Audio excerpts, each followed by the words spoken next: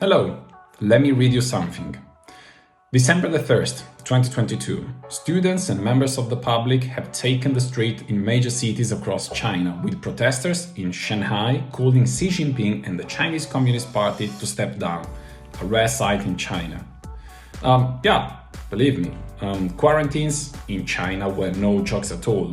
A couple of cases, an apartment who caught fire, and on one side, the firefighters decided not to intervene at all because, of course, there was a quarantine, so they respected the orders. But on the other side, people within the building could not leave because the entrance gate was just welded. They are sealed in. Or the case of a taxi driver who was subject to quarantine on the spot within his taxi cab, just alongside the street. But then I read you something else. January the 9th, 2023. Life is moving forward again. The official newspaper of the Communist Party, the People's Daily, wrote in an editorial praising the government virus policies late on Sunday, which it said had moved from preventing infection to preventing severe disease. And then, people, of course, are going crazy. They are already requesting for the passport and so on. The consequences are going to be deployed over the next weeks. But here, the point that I want to bring is another one. And it's really about geopolitics and the political systems. We have to admit it. In the West, we tend to look at other places with superiority. But in geopolitics, we should try, of course we are just humans, to look at the values of a collectivity with so little biases as possible. First, a little example, human rights. I stand for human rights. But it's also true that in some places of the world, like in Asia, they are seen as a sign of colonialism from us, the West. Or the freedom of speech, which of course I care about it very much, and I'm glad to be here in front of you just speaking freely.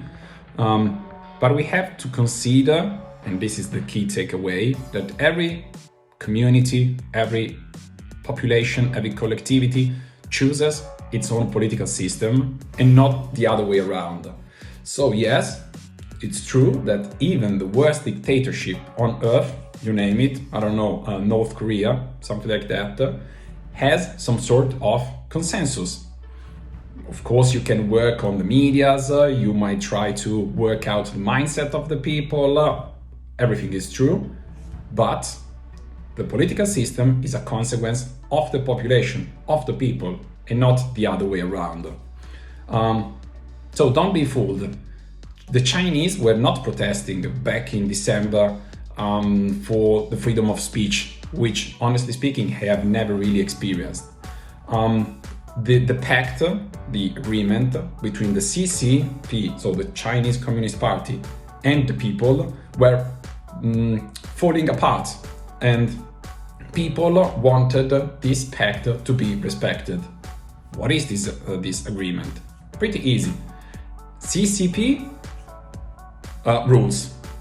But at the same time, as an exchange, CCP must deliver economic and power military strengthening.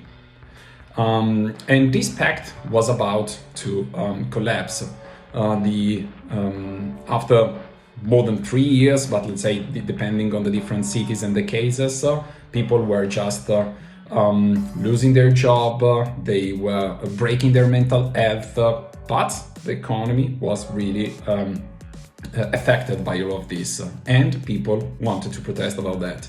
And when the China reopens, we could clearly see that dictatorship listen too.